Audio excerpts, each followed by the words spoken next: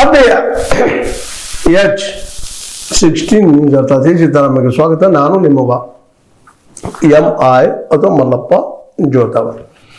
ಆದ್ಮೇಲೆ ನಿಜವಾಗಿಯೂ ಆವತ್ತು ನಾಥುರಾಮ್ ಗೋಡ್ಸೆ ಅವರಿಂದ ಆದಂತಹ ಅಪರಾಧಿಯ ತಪ್ಪಿಗೆ ಇವತ್ತು ನಿಜವಾಗಿಯೂ ಮೋದಿ ಅವರ ಸಮಯದ ಇವತ್ತ ಅವರ ಇದನ್ನ ಕ್ಲಿಯರ್ ಮಾಡಬಹುದೇನೋ ಅಂತ ಮನಸ್ಸು ಮಾಡಿದ್ರೆ ಅಂತ ಸಂದರ್ಭ ಇವತ್ತು ಬಂದದ.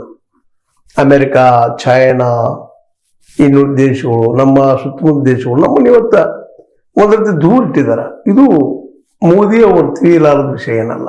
ಆದ್ರೆ ಇವತ್ತು ಹೊಸ ಡೆವಲಪ್ಮೆಂಟ್ ಆಗಿದೆ. ಅದು ಟ್ರಂಪ್ ಅವರ ಒಂದು ಅತಿರೇಕದಿಂದನೋ ಮತ್ತೆ ಕಾರಣದಿಂದನೋ ಇವತ್ತು ಇಡೀ ವಿಶ್ವ ಅಮೆರಿಕನ ದೂರ ಸರಿಸ್ತಾ ಇದ್ದಾರೆ. ನಮ್ಗೆ ಅಮೆರಿಕ ಇದ್ದಿದ್ದು ಇವತ್ತು ಸಹಾಯ ಮಾಡಿದನೋ ಇಲ್ಲೋ ಅಂತ ನಾವೇಟ್ ಮಾಡ್ಕೊಂಡು ಆ ಮಾತು ಬೇರೆ.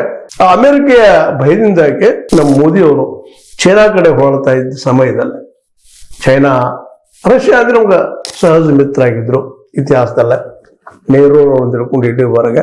ಹೀಗಾಗಿ ಚೈನಾದ ಕಡೆ ಹೋಗುವಂತ ಅನಿವಾರ್ಯತೆ ನಮ್ಮ ಮೋದಿಯವರಿಗೆ ಬಂದಿತ್ತು. ಇಂಥ ಸಂದರ್ಭದಲ್ಲೇ ಯುರೋಪಿಯನ್ ಯೂನಿಯನ್ ಅಂದ್ರೆ 27 ದೇಶಗಳ ಒಂದು ಸಂಘಟನೆ ಇವತ್ತು ನಮ್ಮ ಜೊತೆಗೆ ಫ್ರೀ ಟ್ರೇಡ್ FTA ಅಗ್ರಿಮೆಂಟ್ ಮಾಡ್ಕೊಂಡಿದ್ದಾರೆ. ಇದು ನಮ್ಮ ಅವಕಾಶ.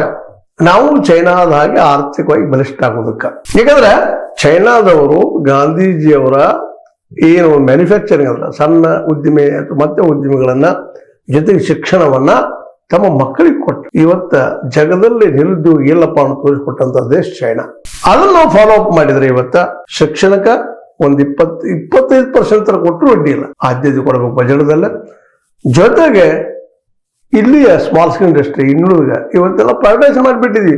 32-33 PSUಗಳನ್ನ, ಆ ಪಬ್ಲಿಕ್ ಸೆಕ್ಟರ್ನ ಈ ಒಂದು ಉದ್ಯಮಗಳನ್ನ ಪ್ರೈವೇಟ್ ಕೊಟ್ಬಿಟ್ಟಿದ್ವಿ ನಾವು ಕಂಪನಿಗಳಿಗೆ. ಅವ್ರು ಏನು ಕೆಲಸ ಮಾಡ್ತಾ ಇಲ್ಲ, ಉದ್ಯೋಗ ಕಡಿಮೆ ಆಗಿದಾವೆ. ಅವುಗಳನ್ನ ಮತ್ತೆ ಆರಂಭ ಮಾಡಿಸುವಂಥದ್ದು. ಜೊತೆಗೆ ಇವತ್ತ ಗಾಂಧೀಜಿ ಬಯಸಿದಂತ ಗ್ರಾಮ ರಾಜ್ಯವನ್ನು